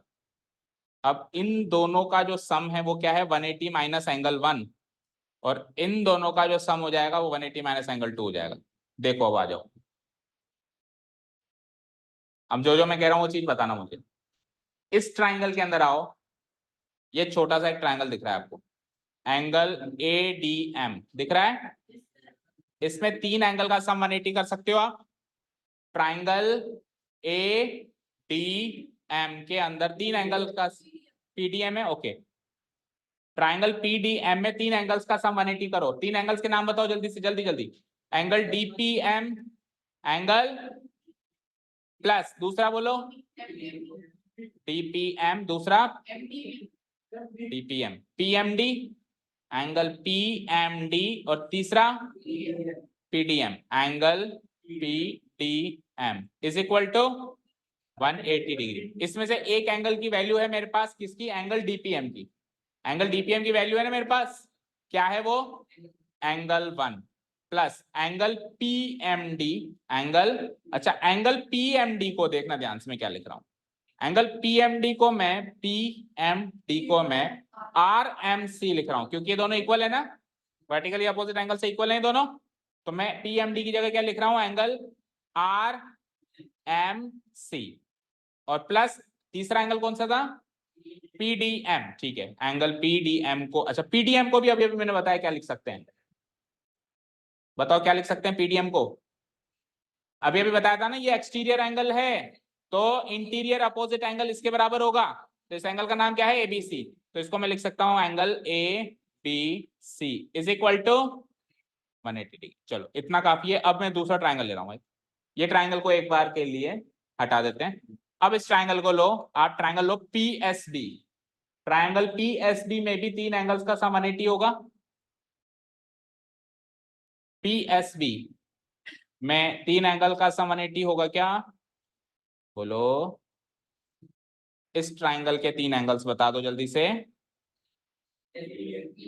पहले तो बिल्कुल जैसा इनका नाम है, ओरिजिनल नाम बोलो, फिर चेंज करेंगे। पहला एंगल बोलो एस पी बी, लिख दो एस पी बी। दूसरा बोलो पीएसबी, और तीसरा बोलो पीबीएस इक्वल टू, मैंने अब चेंज करना शुरू करें। ओके, एस पी बी को एंगल 2 लिख सकते हैं, यस और नो? ये वाला एंगल 2 है, सो इसको मैं यहां से लिख देता हूं एंगल 2। और पी एस बी कहाँ है? पी एस बी को कुछ मत लिखो, एज इट इज लिखो, इसको तो इक्वल प्रूव करना है अपने को, इसको एज इट इज छोड़। और पीबीएस, पी बी एस, ये पीबीएस को मैं एंगल एबीसी भी तो लिख सकता हूं, एक ही तो है दोनों, तो इसको मैं एंगल एबीसी लिख दूं इज इक्वल टू 180 डिग्री। क्या? हाँ, एबीसी और पीडीसी सेम है ना, तो वो पीडीसी को फिर मैंने लिख दिया ना यहाँ पे एबीसी, दोनों को या तो पीडीसी बनाओ या दोनों को एबीसी बनाओ, मैंने इसको भी एबीसी बना दिया तो मैंने इसको भी एबीसी बना दिया। अब इन दो इक्वेशंस में ध्यान से देखिए, जो जो मैं पूछ रहा हूं मुझे जवाब देना ध्यान से। आरएचएस बराबर है, एंगल 1 बराबर एंगल 2 गिवन है, तीसरे मेंबर वैसे ही बराबर दिख रहे हैं, तो आरएमसी बराबर पीएसबी, यही करना था। So from equation 1 and 2, angle RMC equal to PSB. ये सबसे इंपॉर्टेंट पॉइंट था जो मुझे चाहिए था, जिसकी प्लानिंग हमने स्टार्टिंग में करी। अब ये सर कौन से एंगल इक्वल ले आया, अब देखते हैं कहाँ है दोनों एंगल। RMC कहाँ है भैया? RMC ये है ना?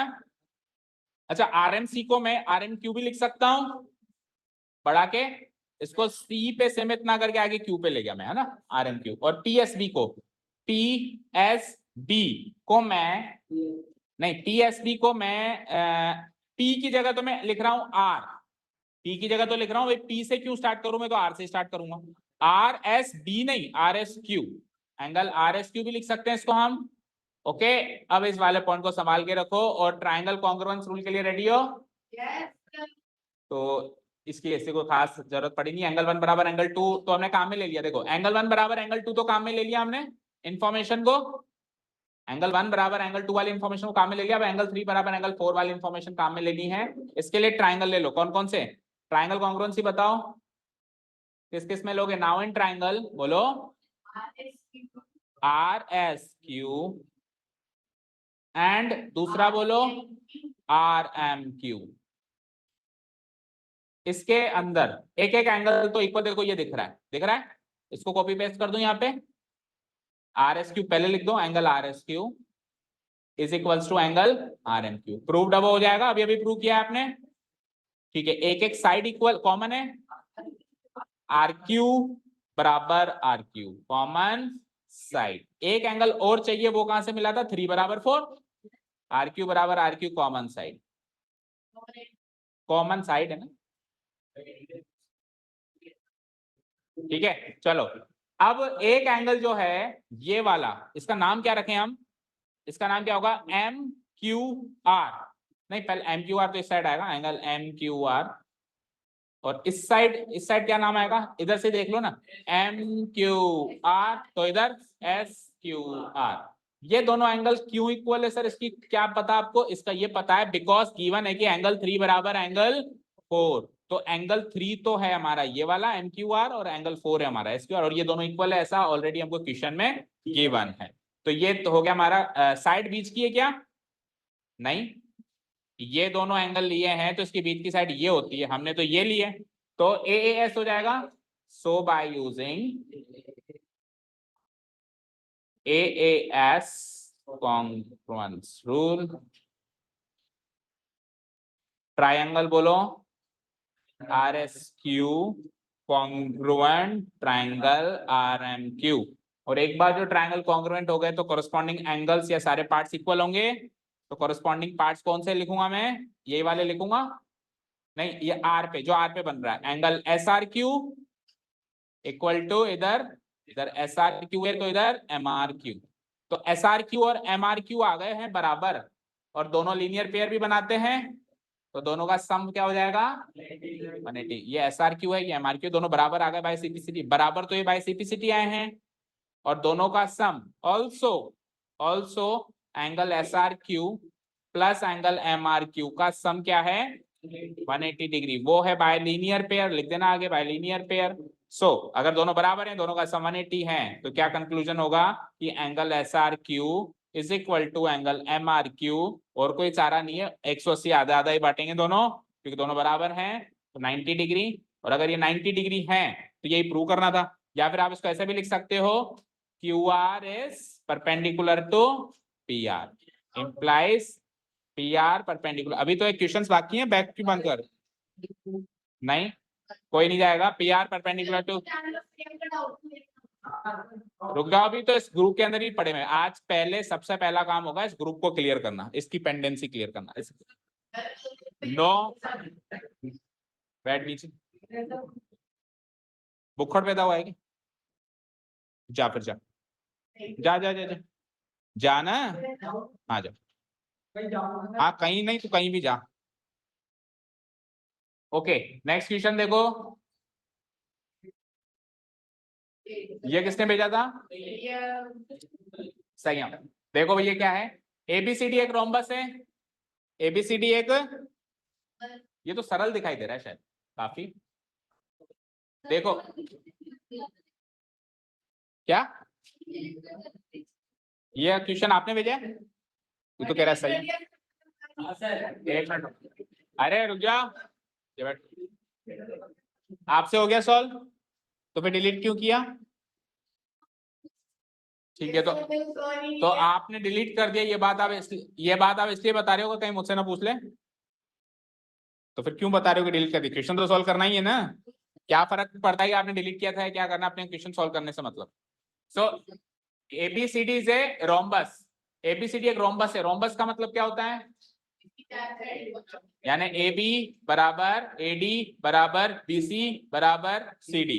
लिख दो, ए बी बोलते जाओ, बी सी बोलते जाओ, सी डी और ए डी। आगे बढ़ो, पी ए बी क्यू एक स्ट्रेट लाइन है, पी ए बी क्यू एक स्ट्रेट लाइन दिखी रही है। अच्छा जी, ये भी इंफॉर्मेशन है कि पी ए बराबर ए बी बराबर पी क्यू। ये P A B P Q ये तीनों पार्ट्स बराबर हैं, तो मुझे बताओ एक दो तीन पार्ट्स बराबर हैं, ये वाला पार्ट तो ये वाला जो पार्ट है ये तो इसके बराबर भी है।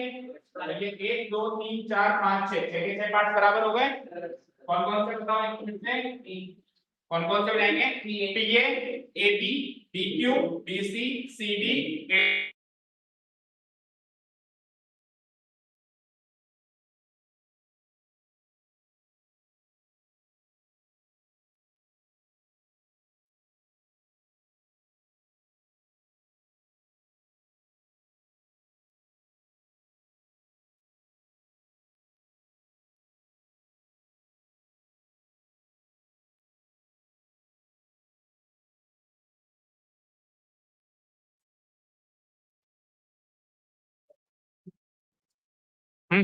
चलो आओ, जो उसने इंफॉर्मेशन दे रखी है दैट इज पी ए बराबर ए बी बराबर बी क्यू, इसको ले लूंगा मैं इक्वेशन 1, और एबीसीडी एक रोम्बस है, इसको ले लूंगा मैं इक्वेशन 2। तो फ्रॉम इक्वेशन 1 एंड 2 ये 6 के 6 पार्ट्स हो गए बराबर। फ्रॉम इक्वेशन, सबसे पहला काम ये करूंगा, फ्रॉम इक्वेशन 1 एंड 2,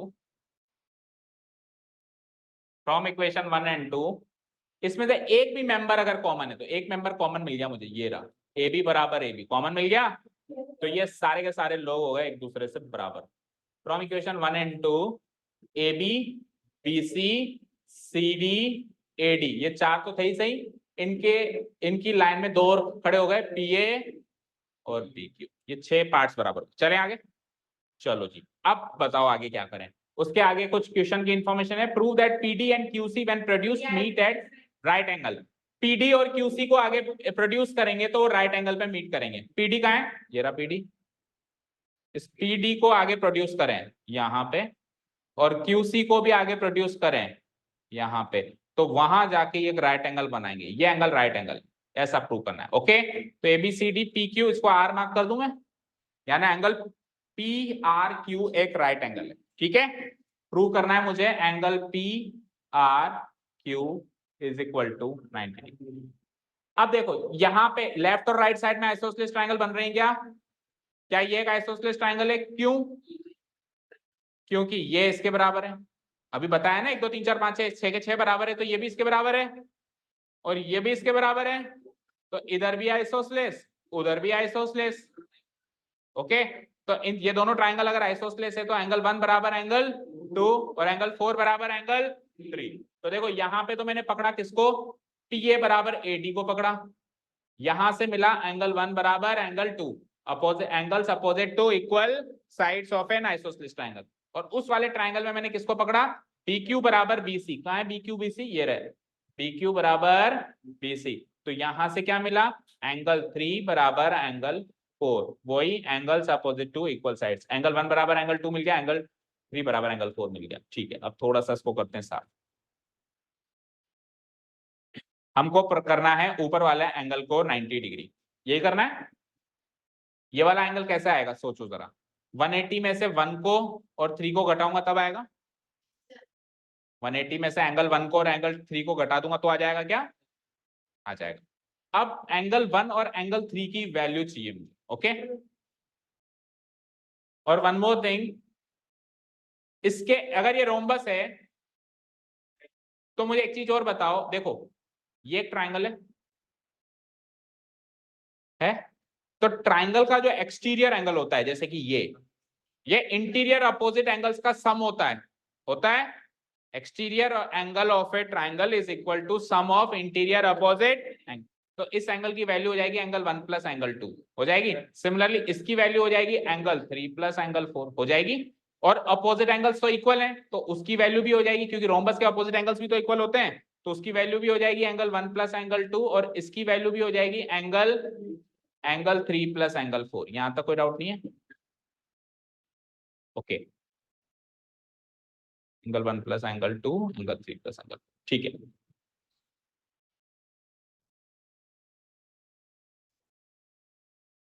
ठीक है, अब मुझे बताओ ये वाला एंगल कितना था, एंगल 2 था ये, और ये वाला एंगल कितना था, तो ये और ये तीनों लीनियर पेयर बना रहे हैं, मतलब सेमी सर्कल बना रहे हैं। सिमिलरली ये 3 सेमी सर्कल बना रहे हैं, तो इसका तीनों का सम 180 और इसका तीनों का सम 180, दोनों को रखो। तो इधर इस एंगल का नाम क्या था, RDC, यही था। एंगल RDC निकालो, कैसे निकलेगा, एंगल R नहीं, इन तीनों का सम 180 करो, एंगल RDC प्लस बीच वाला एंगल क्या है 3 प्लस 4, नाम नहीं लिख रहा हूं मैं, सीधे वैल्यू लिख रहा हूं। और ये वाला एंगल क्या है, एंगल 2, इसका सम कितना हो जाएगा 180 डिग्री। फिर इधर से आओ, तो इधर क्या हो जाएगा बताओ, एंगल RCD, इधर लिख देते हैं इसके बारे में, एंगल RCD प्लस ये बीच वाला एंगल कितना था, angle 1 plus angle 2, angle 1 plus angle 2, ठीक है। आगे बोलो, प्लस ये वाला एंगल क्या है, angle 4 is equal to what, 180 degree. यहां तो कोई डाउट नहीं है। अब हमारे पास रिलेशन क्या था, 1 बराबर 2 और 3 बराबर 4, 1 बराबर 2 और 3 बराबर 4। तो हम एक काम करते हैं, हम सबको, हाँ क्या कह रहे हैं, एंगल 1 इक्वल टू, यहां से आप कह रहे हो एंगल 1 इक्वल टू एंगल 3 आ जाएगा, कैसे, दोनों इक्वेशन की वैल्यू 180 डिग्री, लेकिन RDC और RCD बराबर है ऐसा मत कहो, बराबर है दोनों, ये दोनों बराबर नहीं है, नहीं है ना, ओके। आप कुछ मत करो, देखो इधर आओ, आप इसमें से एंगल RDC की वैल्यू निकाल लो। एंगल RDC की वैल्यू बताओ क्या होगी, 180 में से ये पूरा तामझाम माइनस हो जाएगा, बोलो क्या माइनस होगा, 180 माइनस 2 माइनस 3 माइनस 4, ओके। ये तो आ गई RDC की वैल्यू, आ गई, इतनी पार्ट आ गई RDC की वैल्यू। इधर आओ, इधर RCD की वैल्यू निकालो, बोलो क्या आएगा, 180 minus 124, angle 1 minus angle 2 minus angle 4, okay, कोई डाउट नहीं है, ठीक है। अब मुझे एक चीज बताओ, इस वाले एंगल, इस ट्रायंगल के अंदर भी 3 एंगल्स का सम 180 डिग्री होगा, रख दूं मैं नेक्स्ट पेज पे। इस ट्रायंगल के 3 एंगल्स का नाम बताओ, एंगल बोलो, इन ट्रायंगल RDC 3 एंगल्स बोलो कौन कौन से हैं, एंगल DRC, दूसरा बोलो RDC, तीसरा बोलो RCD इक्वल टू 180 डिग्री। तो एंगल DRC तो आपको चाहिए 90 डिग्री, है ना, इसको तो छेड़ो मत। RDC अभी अभी निकाला था आपने, RDC ये रहता ना सारा 180 में से, सारा 180 माइनस 2 माइनस 3 माइनस 4 था, लिख दो 180 माइनस 2 माइनस 3 माइनस 4, और RCD उधर राइट साइड में क्या निकाला था हमने 180 minus 124 180 minus 1 minus 2 minus 4 equal to RHS में क्या है 180 डिग्री। ठीक है, इसको सॉल्व करके आपको एंगल DRC निकालना। ठीक है, एक 180 से एक 180 तो खत्म हो गया, कोई सा भी काट दो, ये इससे खत्म हो गया, बाकी सबको उधर भेजना पड़ेगा और कोई चारा नहीं है। तो देखो मेरे पास यहाँ पे 150 बार है एक बार, 250 बार है दो बार, 350 बार है एक बार और 450 बार है दो बार। तो जब मैं एंगल DRC की वैल्यू निकालूंगा तो दो बार तो कौन था, ट्वाइस ऑफ एंगल 2 वहां पहुंच गया, माइनस माइनस उधर जाके क्या होगा प्लस होगा। ठीक है, और ट्वाइस ऑफ एंगल 4 भी उधर पहुंच गया, और उसके बाद एंगल 1 एक बार ही पहुंचा और एंगल 3 भी एक बार ही पहुंचा और 180 उधर जाके हो गया minus.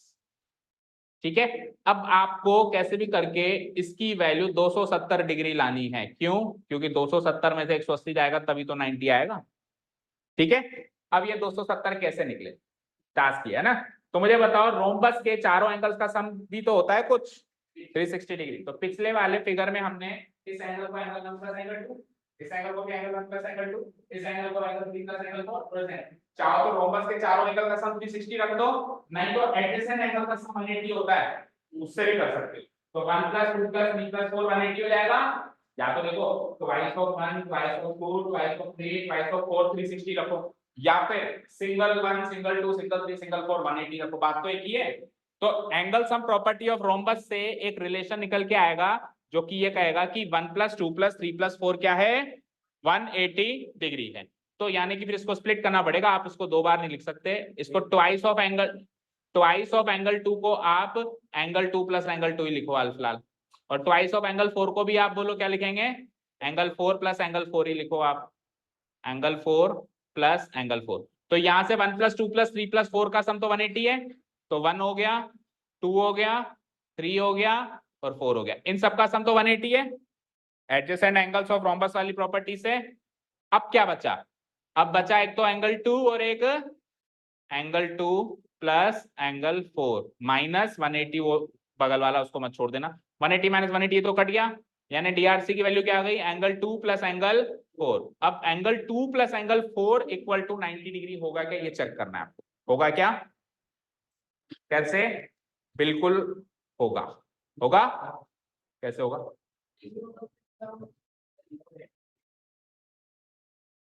Angle 2 plus angle 4 90 degree होगा क्या।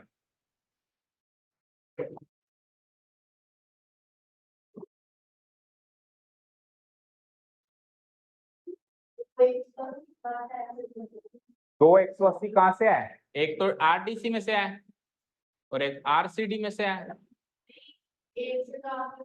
एक तो काट दिया, एक 180 उधर जाके माइनस 180 हो गया, DRC को तो इधर रख दिया और इस पूरे तामझाम को उठा के उधर फेंक दिया, उधर तो जीरो था, तो ये जो माइनस माइनस वाले थे वो तो गए प्लस प्लस, और एक 180 तो कट गया था, एक 180 उधर जाके माइनस 180 हो गया। एंगल 2 प्लस एंगल 2 180 हुआ, एंगल 2 प्लस 4 प्लस 1 प्लस 3 और ये समझा, इस रोम्बस वाली प्रॉपर्टी से। रोम्बस में क्या है twice of angle 1 plus twice of angle 2 plus twice of angle 3 plus twice of angle 4 360 है, तो जहां से 1 प्लस 2 प्लस 3 प्लस 4 क्या हो गया, तो ये मैंने इसको करके ही दिया angle 2 plus angle 4 plus angle 1 plus angle 2, ये सब 1 के 180 हो गया, तो एक तो एंगल 2 बच गया और एक एंगल 4 बच गया। एंगल 2 प्लस एंगल 4 जो है इसकी वैल्यू कहां से आई है, अब सुनो एक और चीज, एंगल 2 प्लस एंगल 4 अगर नहीं आया तो एंगल 2 किसके बराबर है, एंगल 1 के बराबर है ना, और एंगल 4 किसके बराबर है, अब सुनो इसको एंगल 2 को मैंने लिख दिया क्या एंगल 1, ओके, और इसको क्या लिख दिया मैंने एंगल 3, ओके, और ये किसकी वैल्यू है एंगल DRC की, ओके, कोई डाउट नहीं यहां तक। अब मुझे एक चीज बताओ, एंगल DRC की वैल्यू 1 प्लस 3 के बराबर है पक्का, और इन तीनों का सम 180 है, क्यों, क्योंकि ये भी तो एक ट्रायंगल है, जिसके अंदर एक एंगल ये है, एक एंगल 1 है और एक एंगल 3 है। भाई इन तीनों का सम भी तो 180 है, DRC 1 और 3, इन तीन एंगल्स का सम 180 है या नहीं है ना? और DRC अकेला 1 + 3 के बराबर है, तो यानी कि ये भी 90 है और इन दोनों का सम भी 90 है। भाई दो लोग हैं, दो पार्टीज हैं, इन दो पार्टीज का सम 180 है और दोनों पार्टीज बराबर भी हैं, तो हमें दोनों पार्टीज में 90-90 डिग्री है। एक पार्टी तो अकेली में DRC, एक पार्टी अकेली कौन सी है? एक पार्टी है 1 + 3, और जब मैं इन दोनों को जोड़ता हूं तो क्या मिलता है? तो 180 किस पार्टी उस पार्टी का सम है और दोनों बराबर भी हैं, दैट मींस ये भी 90 है और 1 + 3 भी क्या है? हो गया काम। ठीक है, तो इसके आगे हम कैसे लिखेंगे? ये लिख दिया हमने, angle DRC = 1 + 3, also angle DRC plus 1 + 3, angle DRC plus angle 1 plus angle 3 gives me 180 degree angle sum property से। So we conclude that angle DRC जो होगा 180 का हाफ होगा। एंगल DRC कह लो या एंगल 1 + 3 कह दो, दोनों पार्टीज इक्वल हैं, दोनों का सम क्या हो जाएगा? 180/2, दैट मींस आंसर। यही था कि लास्ट क्वेश्चन हो गया। ग्रुप क्लियर हो गया क्या? एक और है?